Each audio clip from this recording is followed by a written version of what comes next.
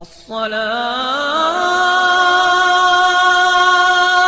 خير من النوم۔ السلام علیکم ورحمۃ اللہ وبرکاتہ۔ پیارے دوستو، ہمارے آس پاس روز ہی ایسے کرشمے معجزات ہوتے رہتے ہیں جن پر ہم غور نہیں کرتے یا پھر اس کو اتفاق کہہ کر نظر انداز کر دیتے ہیں۔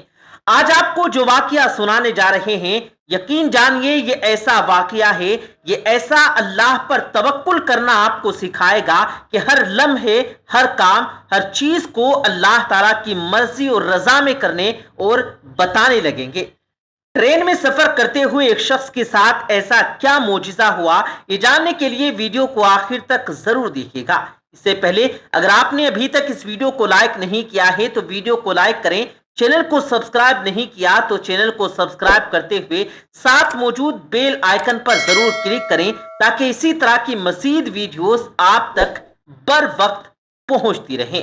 پیارے دوستو، یہ کہانی ایک دوست نے سنائی ہے تو اسی کی زبانی ہم آپ کو سنا دیتے ہیں۔ ہمارے وہ دوست کہتے ہیں کہ میں نے ایک جنکشن پر بھاگتے ہوئے اپنی ٹرین پکڑی جو کہ مجھے اپنی منزل تک لے جانے والی تھی۔ میں نے ٹرین کے جس بھی ڈبے میں قدم رکھا وہ سلیپر ڈبہ تھا جس کی ٹکٹ میں نے پہلے سے ہی لے رکھی تھی۔ سلیپر کوچ میں نئی ہدایت کی روح سے خاص مسافر ہی بیٹھ سکتے تھے، لیکن خلاف توقع آج اس ڈبے میں بھی خوب رش تھا۔ اپنے ڈبے تک دوڑنے کی وجہ سے میں ذرا بھی ہانپ رہا تھا۔ تھوڑی دیر کے بعد جب میں نے اپنے آپ کو ٹھیک پایا تو آس پاس کا جائزہ لینا شروع کر دیا۔ سب کے سب اجنبی چہرے، سب کی منزلیں الگ الگ، لیکن سفر اسی ٹرین سے۔ اس ڈبے میں جہاں میری سیٹ تھی وہاں کوئی عورت مسافر نہیں تھی۔ ٹرین فراٹے بھرتی ہوئی آگے بڑھ رہی تھی کیونکہ اسے مسافروں کو وہاں پر ان کی منزلوں تک لے جانا تھا۔ میں نے اپنے بیگ سے تازہ ترین رسالہ نکال لیا جسے آج ہی جنکشن سے اترتے وقت میں نے لیا تھا۔ کچھ دیر کے بعد مجھے محسوس ہوا کہ ایک اجنبی تھوڑا بے چین سا ہے۔ میں دوبارہ اپنے رسالے کے ورق گردانی میں مصروف ہو گیا، پھر نظر اسی طرف اٹھ گئی جدھر وہ مسافر بیٹھا ہوا تھا، لیکن وہ مجھے نظر نہیں آیا۔ مجھے کیا پڑی تھی کہ اس کی خبر گیری کرتا۔ پھر سے ورق پلٹنے لگا۔ وہ شخص کچھ ہی پل میں اپنی جگہ پر آ بیٹھا، لیکن اس کے چہرے سے پریشانی صاف جھلک رہی تھی۔ ٹرین اپنا سفر تیزی سے طے کرتی جا رہی تھی۔ میری منزل 3 گھنٹے کے بعد آنے والی تھی، اسی لیے میں اطمینان سے اپنی سیٹ پر بیٹھا تھا۔ وہ شخص پھر اٹھا اور کہیں گیا۔ میں نے محسوس کیا کہ شاید وہ اسی کمپارٹمنٹ کے بغل والے حصے میں گیا ہوگا، اسی لیے کسی کی آواز آئی نہیں ہے۔ مجھے لگا کہ شخص نے کسی چیز کی فرمائش کی ہوگی۔ وہ پھر اپنی سیٹ پر بیٹھ چکا تھا۔ اب اس کے چہرے سے بے چینی نے باہر جھانکنا شروع کر دیا۔ کچھ دیر کے بعد میں اپنے آس پاس سے بے خبر سندھی اور ٹرین کے ہلنے ڈولنے سے جو جھولے جیسا مزہ ملا، اس کی وجہ سے مجھ پر غنود کی طاری ہونے لگی۔ دیکھتے ہی دیکھتے مجھے نیند آ گئی۔ پتہ نہیں کب اچانک میرے ڈبے میں شور ہونے لگا۔ میری سمجھ میں کچھ نہیں آیا کیونکہ نیند سے اچانک جاگنے سے ماحول سے یکایک رابطہ نہیں ہوتا۔ جب پوری طرح آنکھ کھل گئی تو دیکھا کہ اسی مسافر کو کچھ لوگ برا بھلا کہہ رہے ہیں۔ کسی نے کہا کہ اس نے گناہ کر دیا، کسی نے کہا کہ اسے پولیس کے حوالے کر دو، یعنی جس نے مسافر اتنی باتیں، میری سمجھ میں کچھ بھی نہیں آیا۔ چند لمحوں میں کیا ہو گیا جو اس مسافر کے ساتھ دوسرے مسافر کچھ کرنے کو کہہ رہے ہیں۔ میں خود ایک اجنبی تھا اور سفر میں ہونے کی وجہ سے کسی بات میں الجھنا یا بیچ بچاؤ کرنے کی ہمت نہیں ہو رہی تھی۔ زمانہ خراب ہے، کوئی مجھے اس مسافر کا حمایتی سمجھ کر مجھ سے ہی نہ الجھ بیٹھے اور میرے لیے ہی مصیبت کھڑی نہ ہو جائے۔ جب سبھی بولنے لگے تو میں معاملے کی نوعیت جاننے کے لیے اپنے پاس بیٹھے ایک مسافر سے پوچھنے لگا کہ ہوا کیا ہے بھائی۔ انہوں نے بڑی تفصیل سے تمام ماجرا کہہ سنایا۔ بولے، یہ جو سامنے بیٹھا ہوا شخص ہے نا، اس نے ایک شخص کے بیگ سے پانی پی لیا ہے۔ وہ مزید بولا، بتائیے کہیں ایسا ہوتا ہے کیا؟ اب تک میں کچھ بھی سمجھ نہیں پایا، اس لیے پوچھا کہ اب تک مجھے اس ہنگامے کی کوئی وجہ سمجھ نہیں آئی۔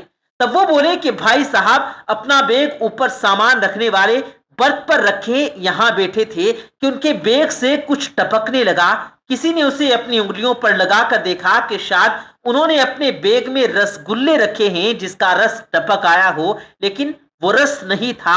کسی دوسرے نے بھی اسے چھو کر اور سونگھ کر دیکھا، لیکن انہیں بھی کچھ پتا نہیں چل سکا کہ اچانک وہ مادہ تیز دھار کی شکل میں گرنے لگا۔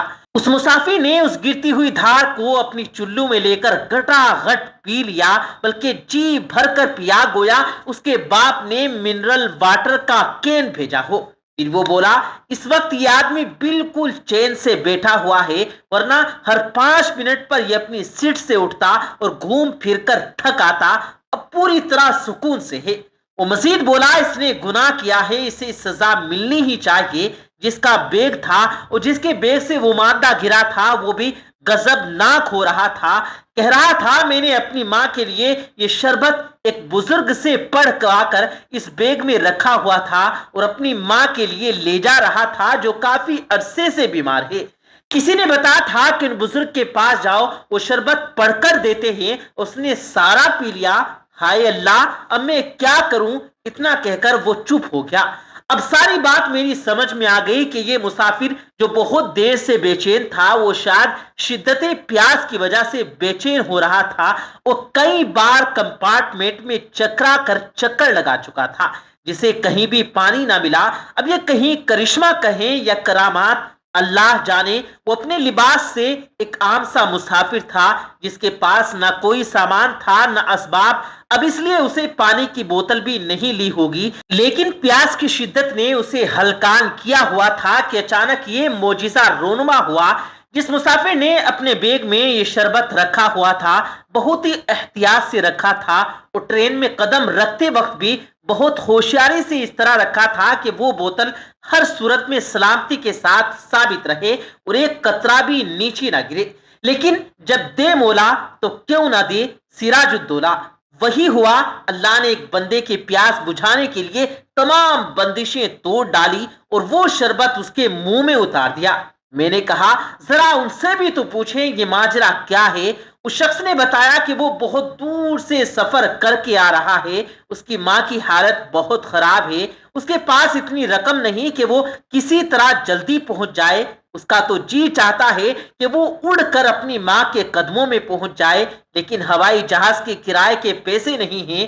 اس ستم پر بالائے ستم یہ ہوا کہ کسی نے پچھلی ٹرین میں میرا تمام سامان چوری کر لیا۔ میں بھوکا بھی ہوں، اس کمپارٹمنٹ کے کئی چکر بھی لگا چکا ہوں، لیکن نہ کسی نل میں پانی ہے اور نہ کسی کے پاس۔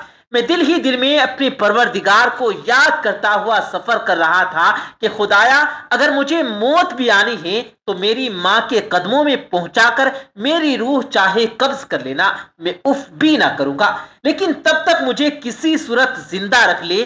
میں دل میں یہ دعا مانگ ہی رہا تھا کہ اچانک صاحب کے بیگ سے کچھ ٹپکنے لگا۔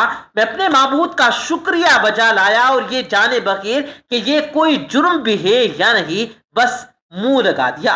خدا کی شان دیکھیے کہ میں نے شکم سیر ہو کر پیا، اب مجھے ذرا بھی پیاس نہیں لگ رہی۔ آپ لوگ چاہیں تو مجھے سزا بھی دے سکتے ہیں اور پولیس کے حوالے کر سکتے ہیں، لیکن اتنی گزارش ضرور کروں گا کہ پہلے مجھے ماں کے قدموں میں پہنچنے کی مہلت دے دیں۔ کچھ لوگ خاموش ہو چکے تھے اور کچھ لوگ اسے جھوٹا اور مکار سمجھ رہے تھے۔ کسی نے سوچا کہ ہو سکتا ہے کہ یہ روز اسی طرح کے بہانے بناتا ہو۔ اس مسافر نے اندازہ لگایا کہ اس کا اسٹیشن قریب ہی ہوگا، اسی لیے وہ اپنی سیٹ سے اٹھ کھڑا ہوا۔ کسی نے کچھ نہیں کہا۔ ٹرین کی رفتار دھیمی ہونے لگی، وہ اسٹیشن پہنچ کر رک گئی۔ وہ شخص اترا اور بھیڑ میں غائب ہو گیا۔